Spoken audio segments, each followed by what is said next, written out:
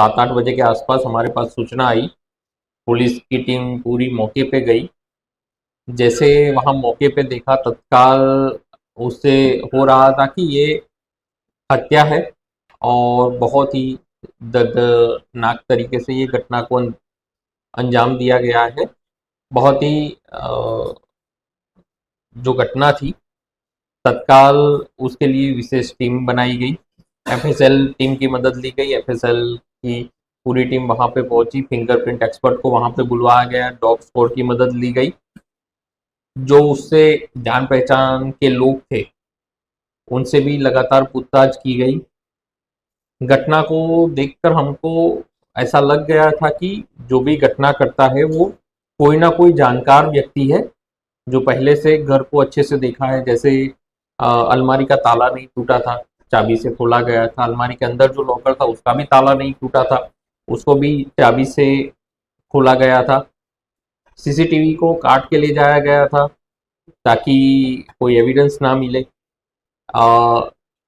Side door का use किया गया था। घर में दो दरवाजे थे। एक दरवाजा मजबूत था जो तोड़ना पॉसिबल नहीं था। दूसरा दरवाजा एल्यूमिनियम प्लास्टिक टाइप से था, जो आसानी से टूट सकता था। तो आरोपी को ये भी पता था कि साइड का दरवाजा जो आसानी से टूट सकता है उसका यूज किया जाए। साथ में घटना में जिस एरिया में उसका साथ उसके सर पे मारा गया वगैरह, वो ब्लाइंड स्पॉट टाइप से था। वहां पे कोई सीसीटीवी कैमरा वगैरह कवर नहीं करता था। तो आरोपी को ये भी पता था कि सीसीटीवी कैमरा कहाँ कवर करता है, क्या चीज़ों को कवर करता है, क्या चीज़ों को नहीं कवर करता है। मामला काफ़ी कॉम्प्लिकेटेड था, काफ़ी संवेदनशील भी था। शहर के बीचों बीच इस प्रकार की घटना हुई थी। पूरी टीम को मामले की गंभीरता ध्यान में थी। इसी को देखते हुए अतिरिक्त पुलिस अधीक्षक आकाश मरकाम की अध्यक्षता में हमारे सीएसपी साइबर सेल अभिनव उपाध्याय, डीएसपी हेडक्वार्टर और थाना प्रभारी जुटमिल, साइबर की पूरी टीम, जुटमिल की पूरी टीम, इवन जो जो जुटमिल थाने में पहले काम किए चुके हैं वैसे आरक्षक, प्रधान आरक्षकों को भी बुलवाया गया। कोतवाली एरिया के भी जानकार लड़कों को टीम में साथ में लिया गया और पूरी टीम लगी रही। अलग अलग पहलुओं पे जांच की गई। उस दिन कितने लोगों से मिला था, कब मिला था, क्या काम करता था, क्योंकि वो जो रैक एरिया है वहाँ पे जो मजदूरों को पैसों की ज़रूरत होती है उनको पैसों देते थे सुबह और वापस लेते थे शाम को। ये मेन काम था। तो जिस जिस मजदूर से उनका संपर्क था वो सभी से पूछताछ की गई। कम से कम 40 जितने जो संदेही लोग थे वो सभी से पूछताछ किया गया। पूछताछ में जैसे जैसे आगे बढ़ती गई, साथ में जो सीसीटीवी खो गया था उसको लगातार तलाश की जाती रही। जो जो उस एरिया के कुछ संदेही थे जो पहले क्राइम कर चुके थे, उनका रिकॉर्ड निकाल के उन सबको थाना लाया गया। अंत में मामला क्लियर हुआ। मामले में जो उनके घर में काम करते थे उन्हीं का बेटा ने ये पूरी घटना को अंजाम दिया था, जो घर में पहले भी कई बार माताजी के साथ आ चुका था, जिसको घर के बारे में पूरी चीज़ें पता थी। उसको ये भी ध्यान था कि घर में मृतक अकेला ही रहता है। मृतक की 4 बेटी थी जो शादी के बाद अलग-अलग शहर में रहते थे।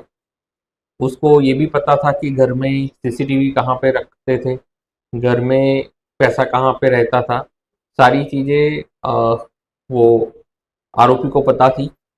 इसी को ध्यान में रखते हुए वो शाम को करीब 7:30 बजे के आसपास, जब आरोपी वापस नहीं आए, जब मृतक अ, पप्पू महाराज जी वापस अपने घर नहीं आए थे, उससे पहले ही घर में साइड के दरवाजे से घुस के छुप गया।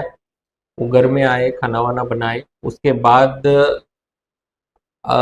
जब सो गए सारी लाइट वाइट बंद करके, तब वो आरोपी एक्टिवेट हुआ। घर के सभी अलमारी वगैरह ढूंढे, पैसे वगैरह उसको नहीं मिल पाए। उसको इजी मनी की तलाश थी, मतलब आसानी से कैसे पैसा कमाया जा सके। उसको ये भी पता था कि जो मृतक है वो पैसे के लेन देन का काम करता है, तो उनके पास उसका अंदाज था कि एटलीस्ट 1 आध लाख रुपए तो रहते ही होंगे घर में। इसी अंदाज से वो घर में घुसा था। घर में छानबीन करने के बाद उसको ज़्यादा रुपए नहीं मिले। तब उसको लगा कि मैं पहचान में आ जाऊंगा, सीसीटीवी वगैरह लगा हुआ है, तो यही सोच के साथ उसने आरोपी के सर पे पहले ड्रॉवर से वार किया। उसका अंदाज था कि एक वार से आरोपी बेहोश हो जाएगा, लेकिन वो बेहोश नहीं होते हुए जग गए और आपस में अ, अपने बचाव के लिए काफ़ी प्रयास किए। उसके बाद उसको चेयर से भी उसके बब्बू महाराज जी के सर पे वार किया गया और जिसके बाद गला दबाने का भी प्रयास किया गया, जिसके कारण अंत में उनकी मृत्यु हो गई। मामला इसलिए भी कॉम्प्लिकेटेड था कि जो हमने फर्स्ट डे पीएम करवाया था उसमें ये बताया गया था कि उसका सर पे वार भी हुआ है प्लस गला भी दबाया गया है, दोनों कारणों से उसकी मृत्यु हुई है।